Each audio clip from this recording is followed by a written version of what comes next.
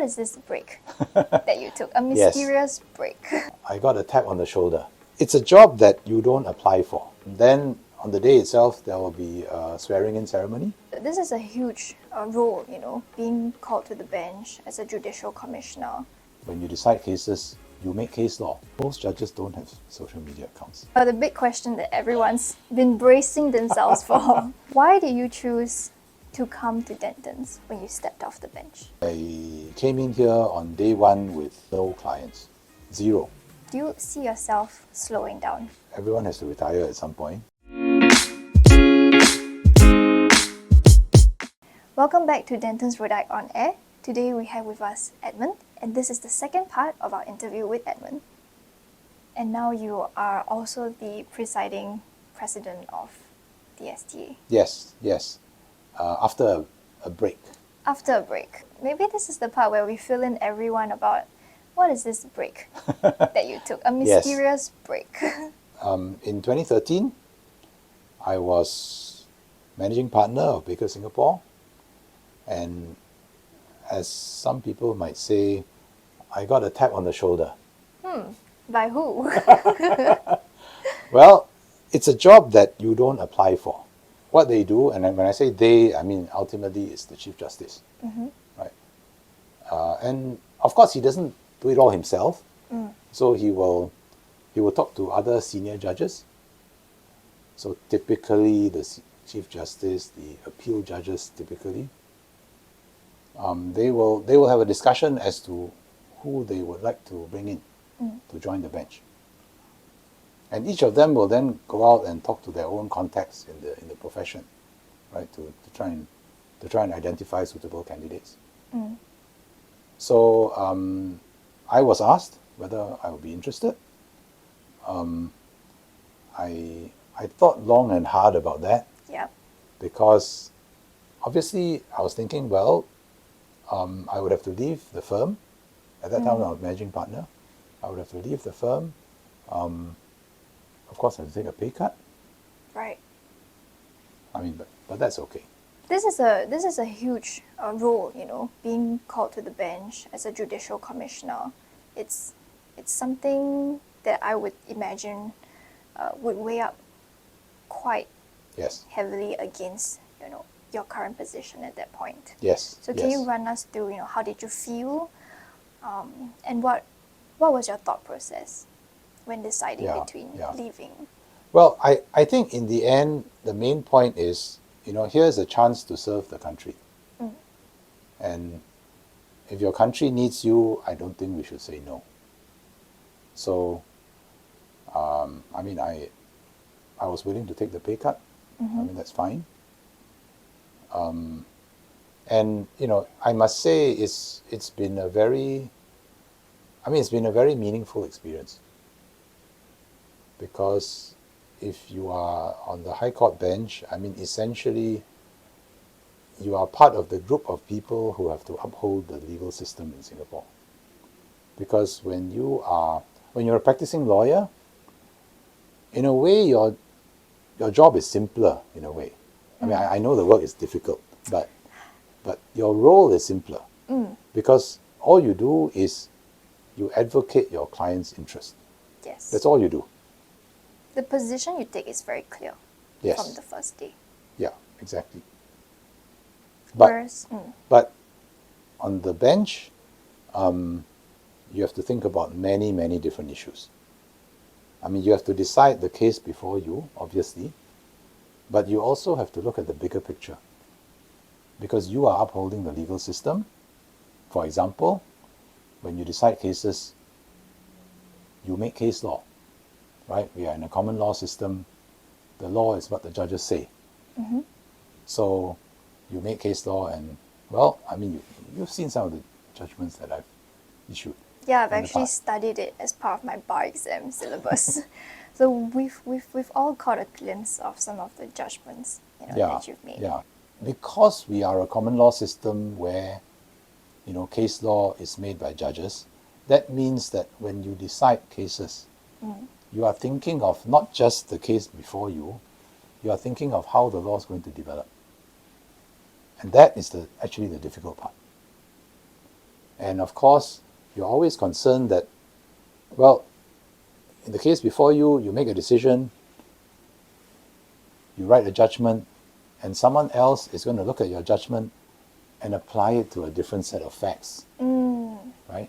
Yes. And that's why when you go to law school, the professors tell you there's this case where the judge said this, there's that case where the judge said that. Yeah. What is the distinction between these cases? Is it the same? Is it not the same?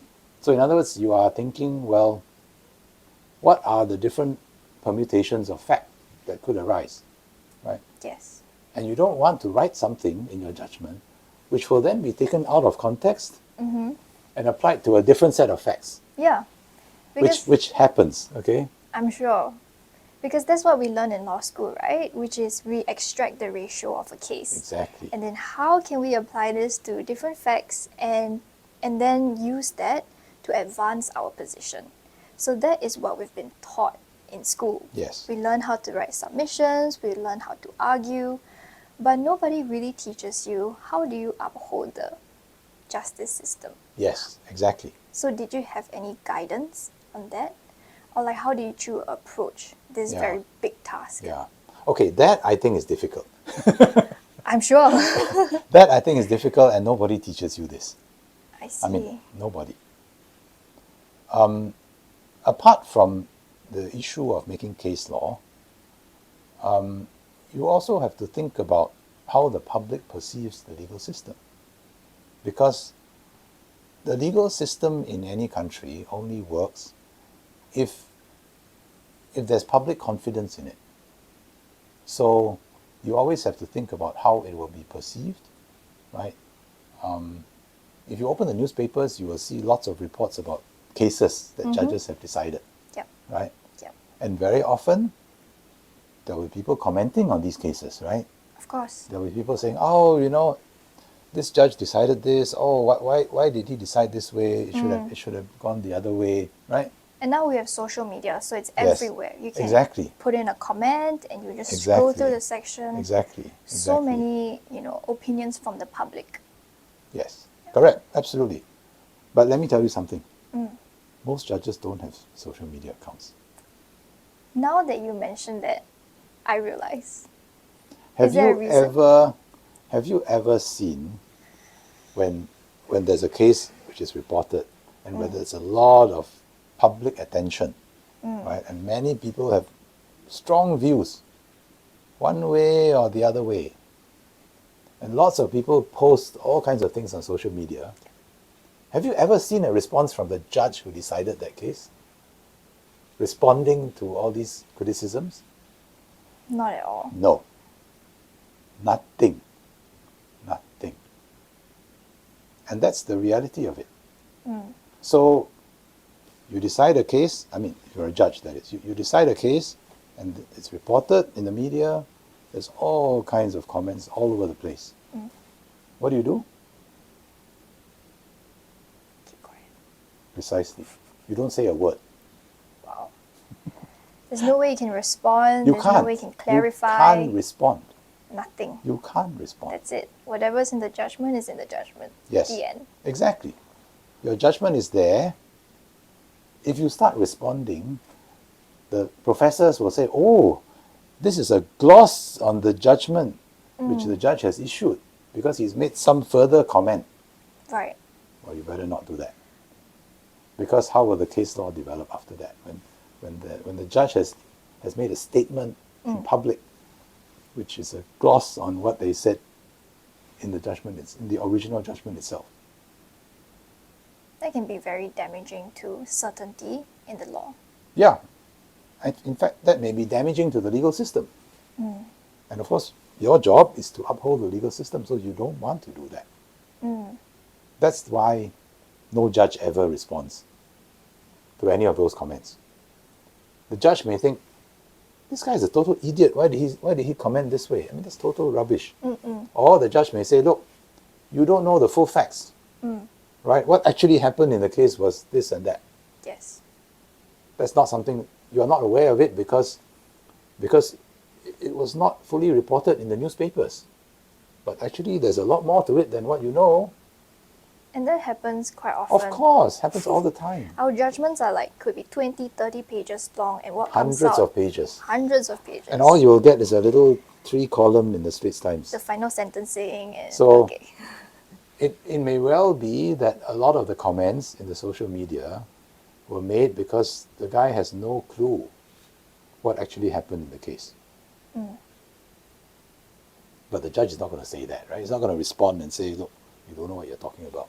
That's interesting because we see that, a lot of our ministers, they have social media accounts. Yes. They are quite readily on TikTok, Yes, Instagram, all of yes, that. yes. And sometimes, they are allowed to, post on Facebook, Yes, comment yes, and respond, yes. things like that, right? It's not a prohibition at Correct, all. correct. But for judges, it's very different.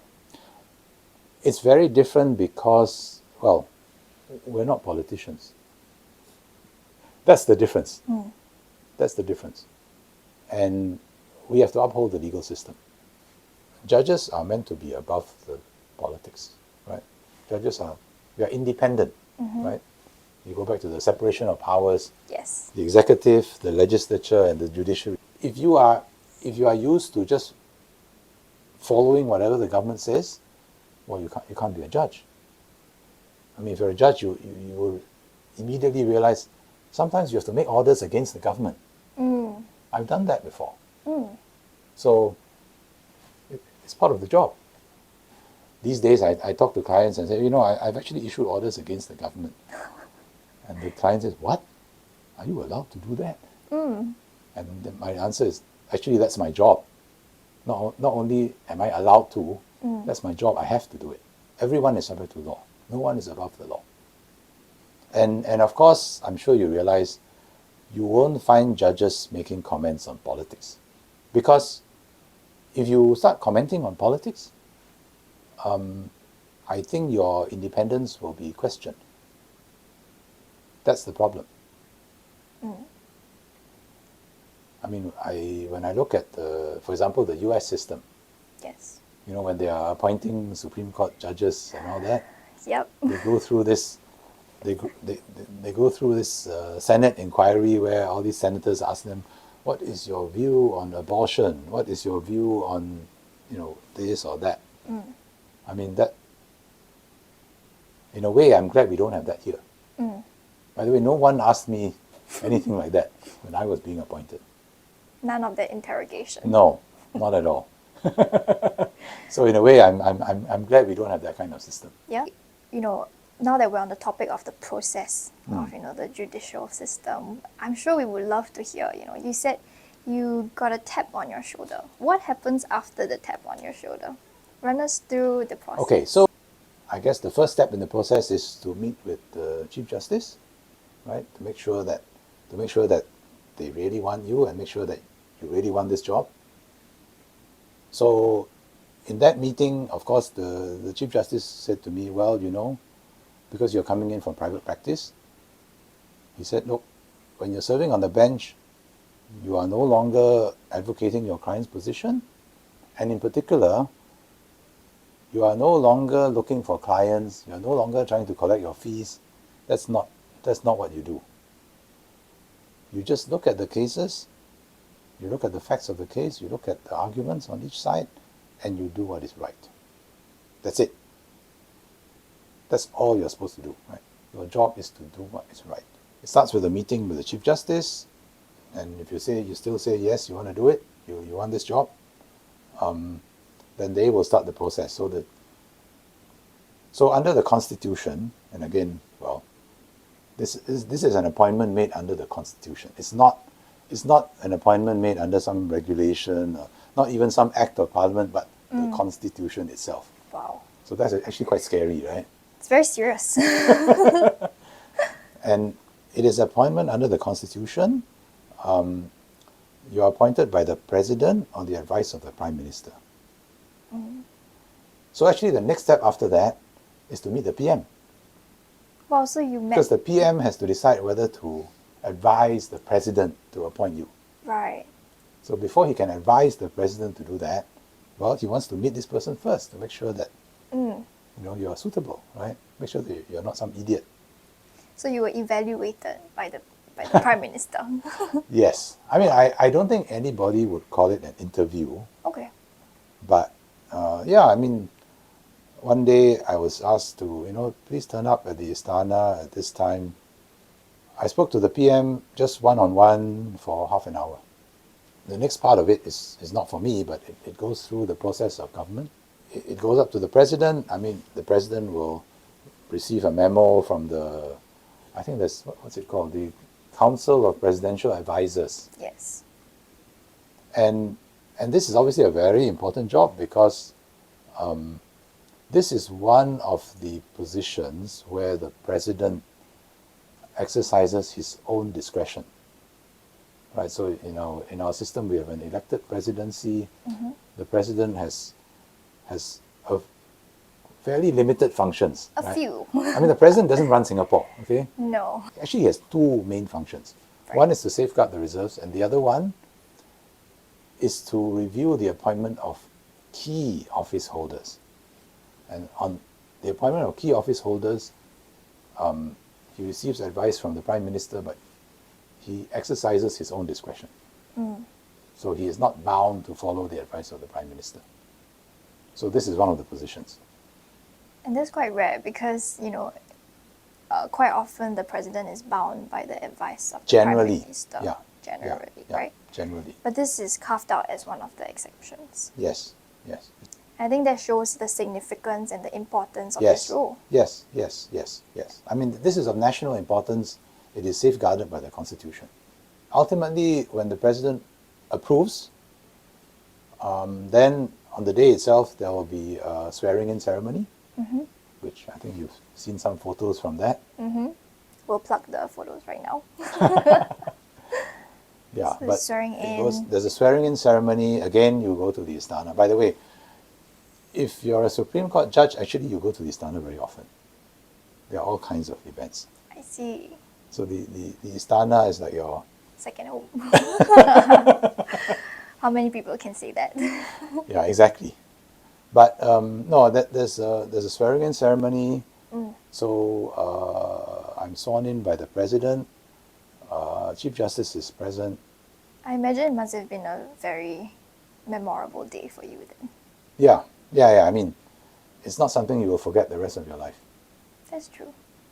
Now that we understand about your journey as a judge on the bench, what follows after that? Yes. So I served for 3 years. Mm-hmm. After that, I suppose I had to make a decision.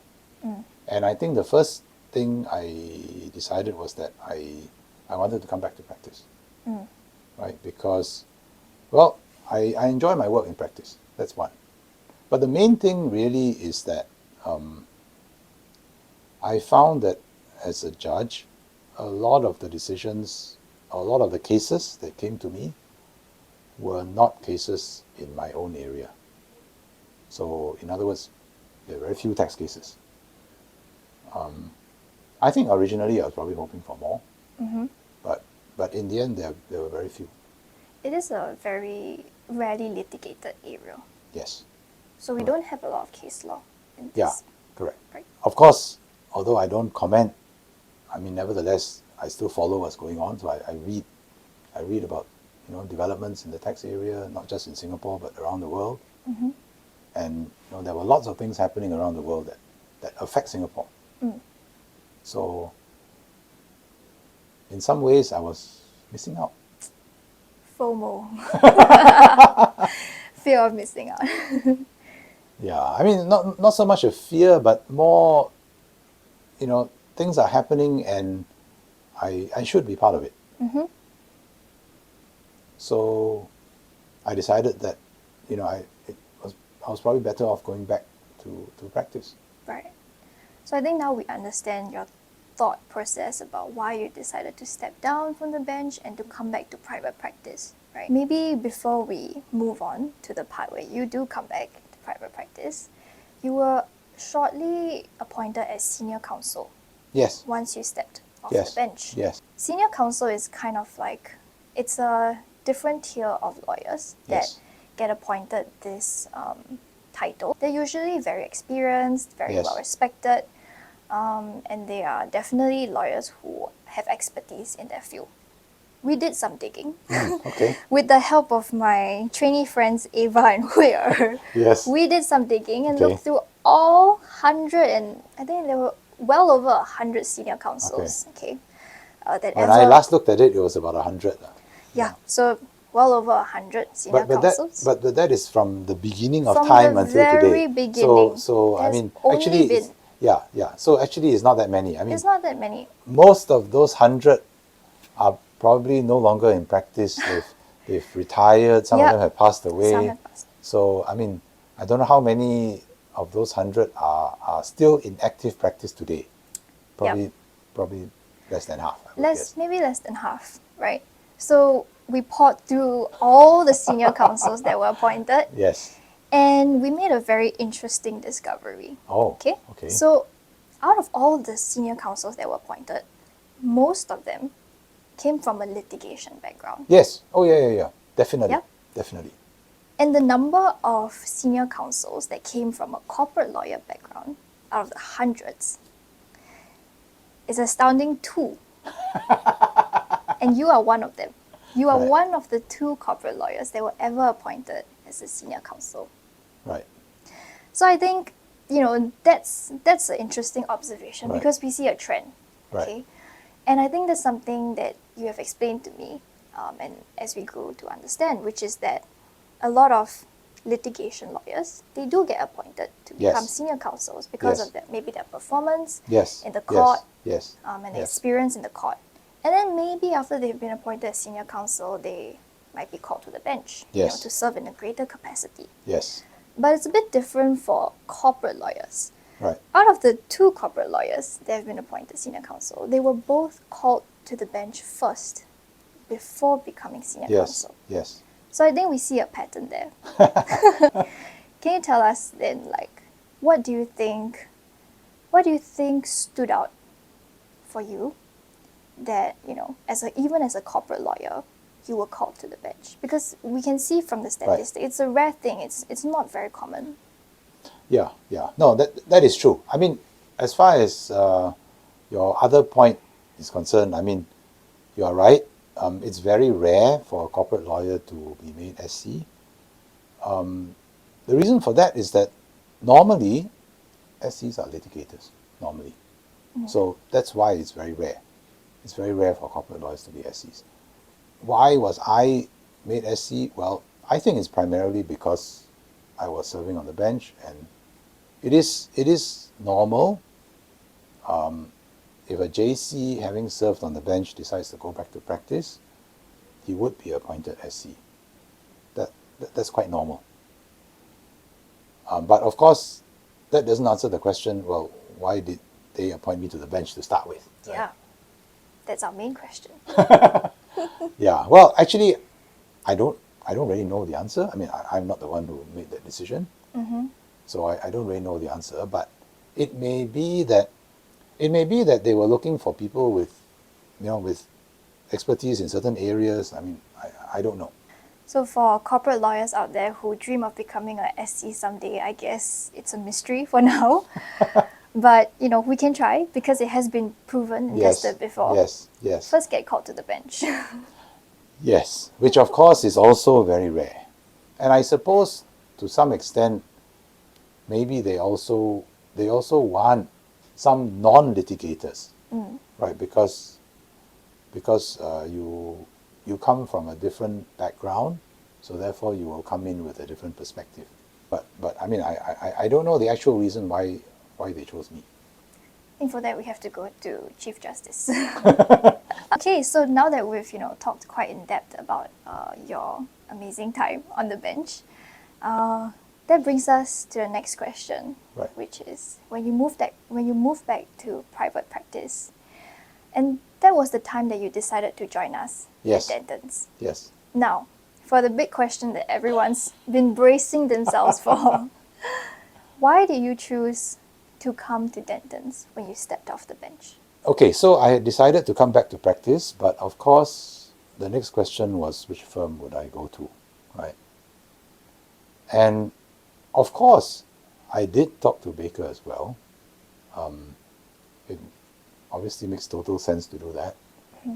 And in the end, I think I had to decide, right, where to go. And there are different pros and cons in different places. I mean, if I go back to Baker, I mean, it's obviously familiar ground. I know the people there. But on the other hand, it's a bit like more of the same. Now, this firm at that time didn't have much of a tax practice, didn't have a private wealth practice.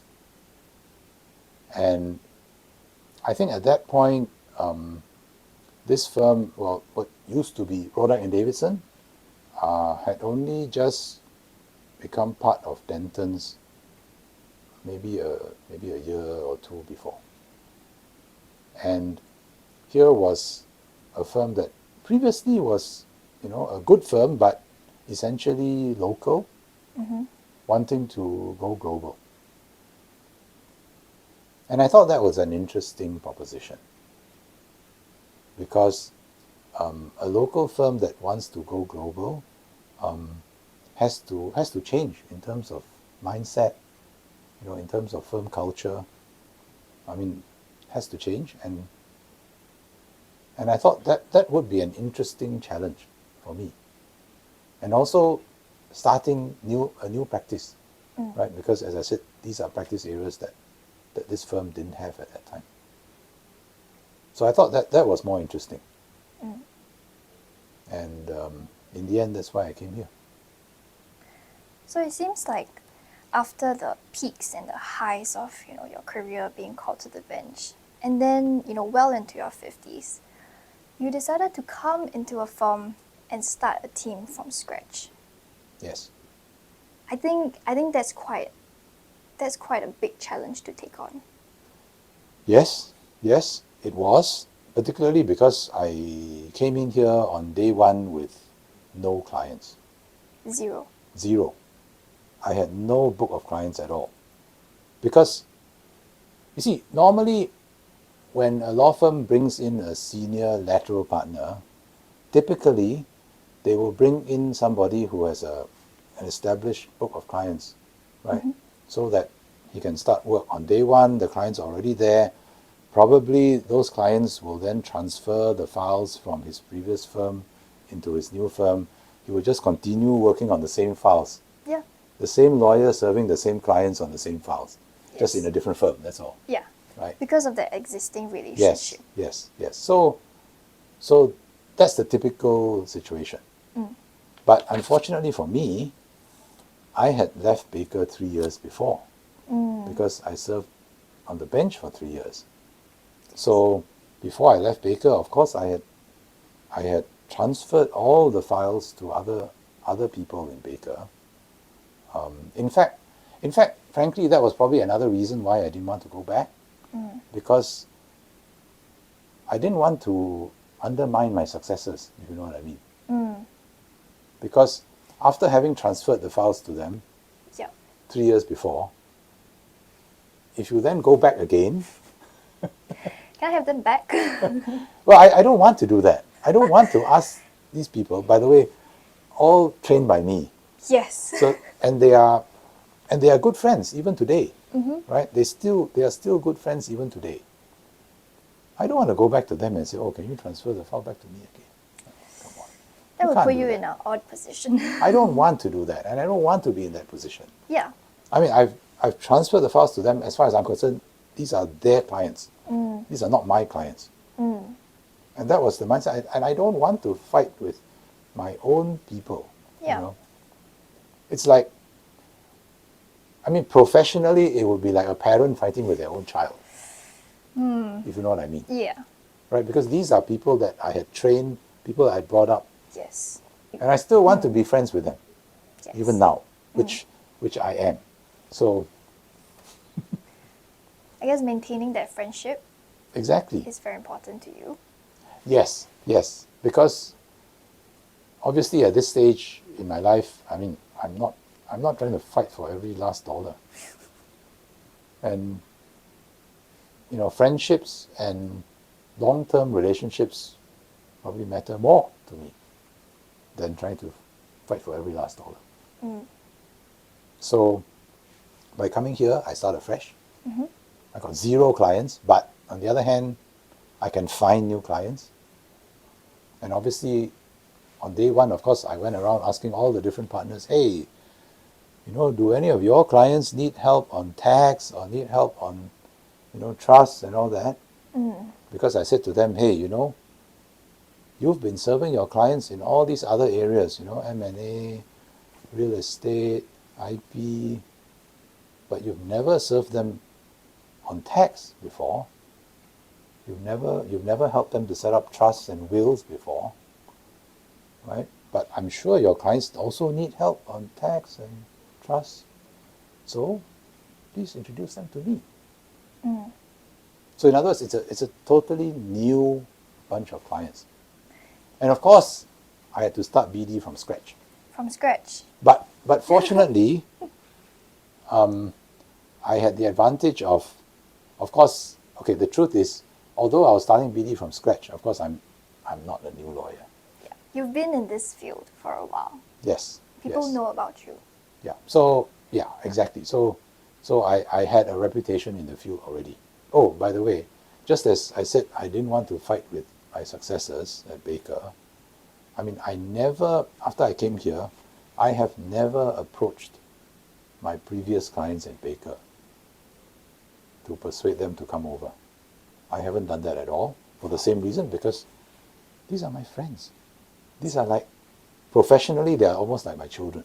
I don't want to fight with them. I mean, that's not my aim at all. Mm-hmm. But having said that, although I didn't approach, there were a few who actually came over voluntarily. Wow. I mean, so I didn't approach them, they approached me. They must have heard that, So, yeah, because so I did get 1 or 2 calls, saying, hey, remember me? And I've heard that you're now back in practice. Mm. I think that's very, respectable because, when we think about lawyers moving from one firm to another, it can be quite common to hear about poaching and, Yes. getting back your clients, and it can get quite nasty at times. So I guess what you've done has really eliminated all Yes. those conflicts and issues, right? And I think that also stems from the fact that you're confident in your skills and ability. Yes. And your ability to attract clients because of the skills that you have. Yes. Yeah, exactly. I mean, and that's the reason why these people who did come to me, I mean, people that I used to service in Baker in the old days, why they did come to me is because, well, they know me, they know what I'm capable of doing, and, they felt they wanted me to serve them again. So, and I have also, by not, fighting with Baker for these clients, I've also maintained my relationships with my old friends. And by the way, sometimes Baker also still invites me for some of their events. Oh, wow. Like an alumni. Yeah, a bit like that. I guess you've really maintained that relationship and to continue being on good terms with the people that you've worked with. Yes, yes. And that is something I want to do here as well. Mm. The team here is also like my children professionally. And of course, now that I'm here, I'm a bit older now than when I was at Baker. So the age difference is a bit bigger, which means that I think you're probably younger than my children. Yeah, I am. That speaks to the generation of lawyers that you have trained. Yes, and yes. Even to this day, in this firm, you trained up, lawyers from ground up. It could be, lawyers who started out in tax, lawyers who moved over from different practice areas. Yes. And now, of course, especially in the private wealth space, where many of the lawyers who used to work for me in the past have moved on to the private banks and the trust companies, and well, many of them continue to refer work to me until today. And I mean, apart from the actual work itself, I mean that also, maintaining all these relationships also has also given me a lot of satisfaction, right? Because, well, it's a human world. I mean, we don't just work to earn money. Mm-hmm. We also work to develop our relationships. We've kind of walked through just about the entirety of your legal career. Yes. Now, my final question would be, do you see yourself slowing down? Well, the answer is yes. Okay. That's not surprising. I think, well, I mean, everyone has to retire at some point. I know some people like to work until the day they die.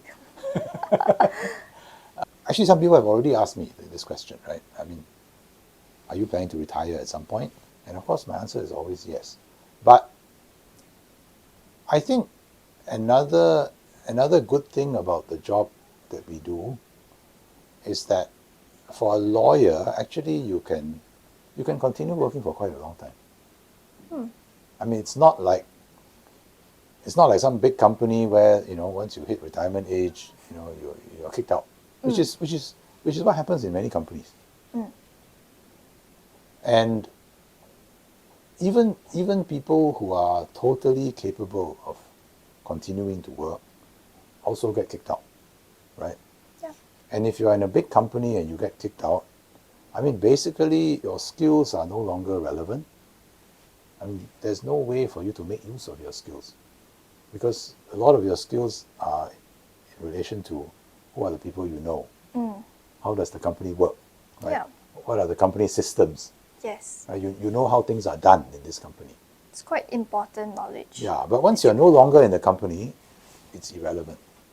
Seems like a waste. It's a waste, yeah. But with the skills that we have as lawyers, those skills are still relevant, right? Let's say I walk out of the firm, I still have my knowledge of tax and my trusts and law and all that. These skills are still relevant, right? So I guess with lawyers, actually, it's very common for partners in law firms, you know, to retire and maybe still continue as consultants or something like that. And Yeah. and I mean that would be the kind of path that I would be looking at some point. So in other words, I do want to slow down, but I may not want to stop entirely. And the other thing as well is, again, to be honest, I said I find it fun, right? Yeah. So if I stop entirely, then I'll lose my fun, right? What are you going to do with your time? Yeah, what am I going to do? I'll be bored.